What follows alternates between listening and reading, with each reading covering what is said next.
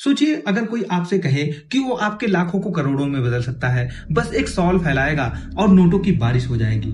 आप हंसेंगे या लालच आपके दिमाग पर हावी हो जाएगा। दिल्ली पर एक सुनसान सड़क पर खड़ी एक कार, अंदर 3 लाशें, कोई संघर्ष नहीं, कोई खून नहीं, दरवाजे बंद, लेकिन ड्राइवर के बगल वाली सीट खाली। आखिर वो चौथा कौन था जो जिंदा उतर गया? और 3 लोग मौत के मुंह में कैसे चले गए? क्या ये आत्महत्या थी या कोई ऐसा शातिर खेल जिनमें लालच को चारा बनाकर मौत परोसी गई? नमस्कार, मेरा नाम है आशुतोष और आप देख रहे हैं खूनी किस्सा। आज की कहानी सिर्फ एक मर्डर मिस्ट्री नहीं है, ये उन अंधविश्वासों की कहानी है जहां धर्म वर्षा के नाम पर मौत बरसी। तो चलिए शुरू करते हैं एक ऐसे तांत्रिक की कहानी जिसने चमत्कार का सपना दिखाकर लोगों से उनकी सांसें छीन ली। दिल्ली के पीरागढ़ी के 8 फरवरी की वो शाम बाकी दिनों जैसी नहीं थी। फ्लाईओवर के किनारे हल्का सा सन्नाटा पसरा हुआ था। ट्रैफिक की आवाजें दूर से आ जा रही थी, लेकिन उस वक्त वहां एक खड़ी कार अजीब तरह से सबका ध्यान अपनी तरफ खींच रही थी। काफी देर से वहीं खड़ी थी। गुजरते हुए कुछ लोगों ने सोचा शायद कोई इंतजार कर रहा होगा, लेकिन जब समय बीतता गया तो शक गहरा होने लगा। किसी ने कांच के पार झांक कर देखा तो अंदर का मंजर देखकर उसका दिल बैठ गया। ड्राइविंग सीट पर एक शख्स लुढ़का हुआ था। पीछे की सीट पर 2 और लोग उसी तरह निढाल पड़े हुए थे। न कोई हरकत, न कोई बातचीत, सब कुछ असामान्य था। तुरंत पुलिस को फोन किया गया। पुलिस मौके पर पहुंची तो कार के अंदर 3 व्यक्ति मिले। ड्राइवर सीट पर 1, पीछे 2 और आगे वाली सीट खाली। दरवाजा खोला गया, तीनों को बाहर निकाला गया। हालत ऐसी थी जैसे गहरी बेहोशी में हो। बिना किसी देर के पास के सरकारी अस्पताल ले जाया गया। शुरुआत में यही अंदेशा था कि या तो कोई जहरीला पदार्थ लिया गया हो या फिर मामला आत्महत्या या हत्या का हो सकता है, लेकिन अस्पताल के डॉक्टरों ने जांच के बाद ये साफ कर दिया कि तीनों की मौत हो चुकी थी। अब मामला सिर्फ बेहोशी का नहीं, 3 मौत का था। दिल्ली पुलिस ने तुरंत जांच तेज कर दी। सबसे पहले कार और आसपास के इलाकों को बारीकी से खंगाला गया। कार के अंदर शराब की कुछ बोतलें मिली, प्लास्टिक के गिलास और नमकीन के पैकेट पड़े थे। ये सब देखकर जांच और उलझ गई। तीनों में से एक 76 साल का बुजुर्ग था और बाकी 2 मध्यम आयु के थे। शराब की बोतलें और गिलास फॉरेंसिक जांच के लिए भेज दिए गए, लेकिन मौके से कोई सीधा सुराग हाथ नहीं लगा। ऐसे में सबसे जरूरी था कि इन तीनों की पहचान। कार के रजिस्ट्रेशन नंबर और मोबाइल फोन की मदद से सबसे पहले एक शख्स की शिनाख्त हुई। फिर उसी कड़ी से बाकी दोनों की पहचान भी सामने आई। ड्राइविंग सीट पर मिले बुजुर्ग का नाम था रणधीर, उम्र 76 साल। पीछे बैठे 2 लोग में 47 साल का शिवनरेश और 45 साल की लक्ष्मी थी। तीनों एक दूसरे को जानते थे और प्रॉपर्टी डीलिंग का काम करते थे। घर वालों से संपर्क किया गया तो पता चला कि उसी दिन ये लोग प्रॉपर्टी डील के सिलसिले में बाहर गए थे, लेकिन वापस नहीं लौटे। अब पुलिस ने इनके मोबाइल फोन की कॉल डिटेल खंगालनी शुरू की। उस दिन कई कॉल हुए थे, लेकिन सबसे ज्यादा कॉल लक्ष्मी के नंबर पर आए थे। एक खास नंबर बार बार सामने आ रहा था। पुलिस ने उस नंबर पर संपर्क करने की कोशिश की। तकनीकी जांच से लोकेशन गाजियाबाद के आसपास निकली। जांच कर रही टीम के मन में एक बात बार बार घूम रही थी, ड्राइवर के बराबर वाली सीट खाली क्यों थी? आमतौर पर अगर 3 लोग सफर कर रहे होते हैं तो एक आगे और 2 पीछे बैठते हैं। यहाँ दोनों पुरुष थे और एक महिला थी, फिर भी अगली सीट खाली थी। इसका मतलब साफ था, या तो सफर की शुरुआत में 4 लोग थे या फिर रास्ते में कोई उतर गया था। यही से शक गहराता गया। पुलिस ने तय किया कि अगर सच जानना है तो कार के वहां पहुंचने से पहले का पूरा रास्ता खंगालना होगा। पीरागढ़ी फ्लाईओवर के पीछे की तरफ जितने भी सीसीटीवी कैमरे लगे थे, एक फुटेज निकाली गई। घंटों की जांच के बाद एक अहम सुराग हाथ लगा। एक रेड लाइट पर वही कार कैमरे में कैद हुई। टाइमिंग वही, 8 फरवरी शाम का वक्त, लेकिन इस बार कार में 3 नहीं 4 लोग साफ दिखाई दे रहे थे। फुटेज को कई बार जूम करके देखा गया। चौथा शख्स भी उम्र दराज था। अब तस्वीर थोड़ी साफ हुई। 4 लोग साथ निकले थे, लेकिन फ्लाईओवर तक पहुंचते पहुंचते कार में सिर्फ 3 बचे, यानी चौथा व्यक्ति पहले ही उतर चुका था। और अगर तीनों की मौत हो चुकी है तो चौथे का इस पूरे मामले से कोई न कोई रिश्ता जरूर होगा। इसी बीच मोबाइल कॉल डिटेल ने भी जांच को नई दिशा दी। लक्ष्मी के फोन पर जिस नंबर से सबसे ज्यादा कॉल आए थे, वही नंबर सुबह से लेकर शाम तक लगातार संपर्क में था।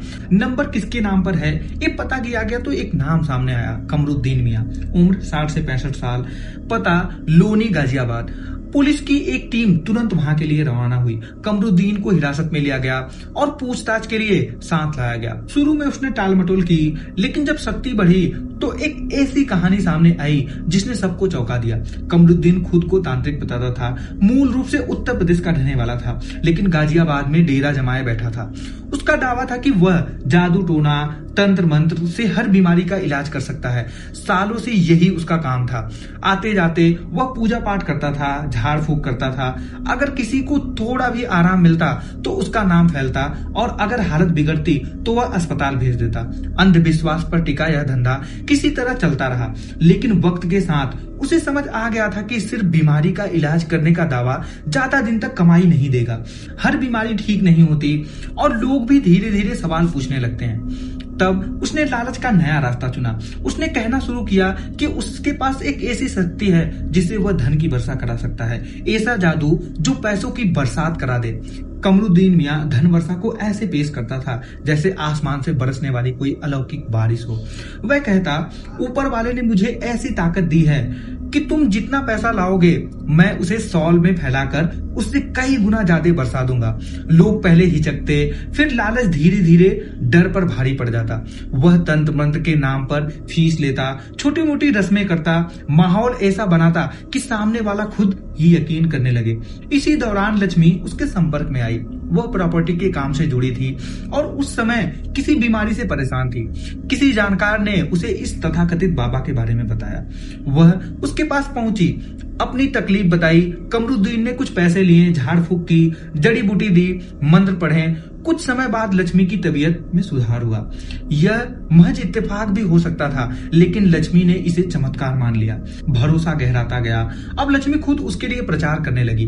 पूरी तरह विश्वास में आने के बाद एक दिन कमरुद्दीन ने नया पत्ता खोला। उसने कहा वह सिर्फ बीमारी नहीं, दौलत भी बढ़ा सकता है। उसने लक्ष्मी से पूछा, तुम्हारे पास कितने पैसे हैं? जो रकम थी उसने अपने सामने उसके सॉल में रखी। कुछ देर तक आंखें बंद कर मंत्र पढ़ता रहा। फिर साल को झटका, नीचे नोट गिरने लगे। लक्ष्मी स्तब्ध रह गई। उसे लगा कि यह किसी चमत्कार का गवाह है। असल में खेल बहुत पुराना था।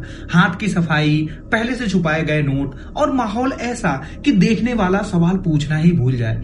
लेकिन उस पल लक्ष्मी के लिए यह सब कुछ सच था। इसके बाद कमरुद्दीन को यकीन हो गया कि शिकारी पूरी तरह से उसके जाल में है। धीरे धीरे बात आगे बढ़ी। एक दिन उसने कहा, अगर तुम मुझे लाखों रुपए दो तो मैं उसे करोड़ों में बदल सकता हूँ। लक्ष्मी ने यह बात अपने दो साथियों से साझा किया, 76 साल के रणधीर और 47 साल के शिव नरेश। तीनों प्रॉपर्टी के कारोबार में थे। तीनों कमरुद्दीन से मिले। उसने माहौल को और रहस्यमय बना दिया। कुछ दिखावे किए, कुछ मंत्र पढ़े और फिर तारीख तय की 8 फरवरी। कहा कि उसी दिन तय रकम लेकर आना। साथ में उसे एक लिस्ट भी दे दी। कुछ खास सामान, तांत्रिक रस्मों की चीजें, शराब की बोतलें और गिलास भी। कमरुद्दीन का ठिकाना गाजियाबाद के लोनी इलाके में था। उसका घर किसी आम घर जैसा नहीं था। अंदर घुसते ही अजीब सा माहौल बन जाता। दीवारों पर ताबीज, अगरबत्ती की गंध और घर के भीतर एक छोटी सी मजार जैसी जगह जहां वह अपने तंत्र मंत्र का केंद्र बनाता था। वहां बैठकर वह खुद को और भी रहस्यमय बना लेता था। 8 फरवरी को तय वक्त पर लक्ष्मी, रणधीर और शिव नरेश वहां पहुंच गए। पैसे उनके पास थे।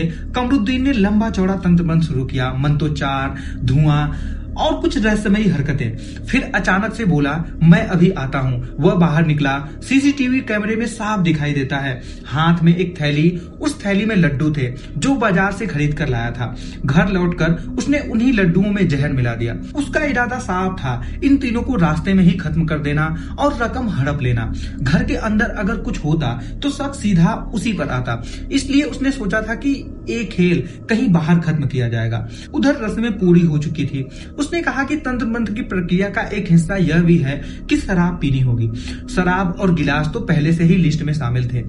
सब गाड़ी में बैठ गए। गाजियाबाद से दिल्ली की ओर कार बढ़ी। रविवार की शाम थी। सड़कों पर सामान्य हलचल। रास्ते में कमरुद्दीन ने थैली से लड्डू निकाले। बोला, यह प्रसाद है, इससे हमारा काम और जल्दी पूरा होगा। तीनों पहले ही उसके असर में थे। उन्होंने बिना किसी शक किए लड्डू खा लिया। लेकिन यही उसकी योजना गड़बड़ा गई। शायद उसने जहर की मात्रा ज्यादा डाल दी थी। कुछ ही दूर तय करने के बाद तीनों की तबीयत बिगड़ने लगी। बेचैनी, घबराहट, चक्कर। कमरुद्दीन ने हालत भांप ली है। उसे लगा कि अभी अगर कुछ होगा तो वह फंस जाएगा। उसने एक जगह गाड़ी रुकवाई और बहाना बनाया, आप लोग तय जगह पर पहुंचो, मुझे थोड़ा और तंत्र मंत्र करना है, मैं आता हूँ। तीनों उसकी बात मान गए। वह उतर गया, कार आगे बढ़ी, लेकिन हालत तेजी से खराब होती गई। पीरागढ़ी के पास पहुंचते पहुंचते ड्राइवर समेत तीनों की हालत इतनी बिगड़ चुकी थी कि गाड़ी साइड में लगानी पड़ी। इसके बाद सब कुछ धुंधला हो गया। एक एक कर तीनों बेहोशी में चले गए। उसी बेहोशी में उनकी सांसें थम गईं। कमरुद्दीन का इरादा था कि किसी सुनसान जगह पर खेल खत्म करे और पैसे लेकर गायब हो जाए, लेकिन जहर ने वक्त नहीं दिया। गाड़ी सड़क के किनारे रह गई। कमरुद्दीन ने जब देखा कि तीनों की हालत तेजी से बिगड़ रही है, उसका कदम डगमगाने लगे। उसका इरादा था कि सही वक्त देखकर पैसे निकाल लेगा, लेकिन हालत उसके हाथ से निकल रही थी। सड़क पर गाड़ी खड़ी थी, आसपास लोग भी गुजर रहे थे। अगर वह उस वक्त 2 लाख निकालने की कोशिश करता और किसी की नजर उस पर पड़ जाती तो शक सीधा उसी पर आता। डर ने लालच पर जीत हासिल कर ली। वह बिना पैसे लिए वहां से खिसक गया। जब पुलिस ने कमरुद्दीन की पृष्ठभूमि खंगाली तो कहानी और खौफनाक निकली। वह उत्तर प्रदेश के फिरोजपुर इलाके का रहने वाला था और सालों से तंत्र मंत्र के नाम पर लोगों को फंसाता आ रहा था। सबसे पहले उसने अपने ही इलाके के एक शख्स को भरोसे में लिया। पहले बीमारी ठीक करने का दावा किया और फिर धन वर्षा का लालच। उसी पुराने तरीके से जहरीला लड्डू खिलाया और उसकी जान ले ली। पैसे लेकर फरार हो गया। इसके बाद वह राजस्थान पहुंचा। वहां भी काले जादू की नई दुकान सजा ली। धीरे धीरे लोगों को भरोसा जीता। फिर 2 दोस्त फंसाया। उन्होंने यह भी यकीन दिलाया कि उसके पैसे कई गुना कर देगा। वही रस्में, वही सॉल, वही प्रसाद के नाम पर जहर। दोनों ही मौके पर मौत हो गई। वह फिर भाग निकला। हैरानी की बात यह थी कि दोनों मामलों में वह गिरफ्तार हुआ, लेकिन अलग अलग राज्यों में दर्ज इन मामलों से उसे जमानत मिल गई। 3 हत्याओं के आरोप के बावजूद वह बाहर आ गया और बाहर आकर उसने गाजियाबाद में नया ठिकाना बना लिया। अब दिल्ली के रणधीर, शिव नरेश और लक्ष्मी की मौत के बाद तस्वीर साफ हो गई। एक ही तरीका, एक ही लालच, एक ही जहरीला पदार्थ। 3 पहले, अब 3, कुल मिलाकर 6 जिंदगियां उसके हाथों से जा चुकी हैं।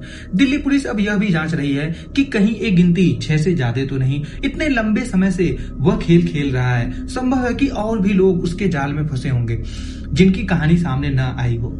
यह भी पता लगाया जा रहा है कि वह अकेला था या उसके साथ और भी लोग शामिल थे। लेकिन इस पूरी कहानी के बीच एक सादा सा सच खड़ा है। जो आदमी कहे कि वह आपके पैसों को रातों रात कई गुना कर देगा, पहले यह देखना चाहिए कि उसकी अपनी हालत क्या है। अगर उसके पास सचमुच ऐसी ताकत होती तो क्या वह खुद साधारण जिंदगी जी रहा होता। लालच इंसान की समझ पर पर्दा डाल देती है। आंखें खुली रहती हैं, लेकिन दिखाई सिर्फ सपनों की चमक देती है और उसी चमक के पीछे भागते भागते लोग सब कुछ गंवा बैठते हैं। कभी पैसा, कभी भरोसा और कभी कभी जान तक। तो दोस्तों, ये थी आज की कहानी एक ऐसे शख्स की जिसने लोगों की लालच और अंधविश्वास को अपना हथियार बनाया, धन वर्षा का सपना दिखाया और बदले में जिंदगियां छीन ली। 3 लाशें दिल्ली में मिली, लेकिन कहानी की जड़ें कहीं और तक फैली थी। सवाल अब भी बाकी है, क्या गिनती सिर्फ 6 पर खत्म होती है या अभी और राज दफन है। लालच कभी भी शॉर्टकट से अमीरी नहीं देता, लेकिन गलत हाथों में पकड़कर जिंदगियां जरूर से छीन सकता है। इसलिए सतर्क रहें, सवाल पूछें और अंधविश्वास से दूर रहें। अगर आपको खूनी किस्सा की एक कहानी पसंद आई हो तो वीडियो को लाइक करें, शेयर करें और चैनल को सब्सक्राइब जरूर करें। मैं हूं आशुतोष, मिलूंगा आपसे अगली एक और सच्ची, रहस्यमयी और खतरनाक कहानी के साथ। तब तक संभल कर रहिए, क्योंकि अगला खूनी किस्सा शायद आपके आसपास छुपा हो सकता है।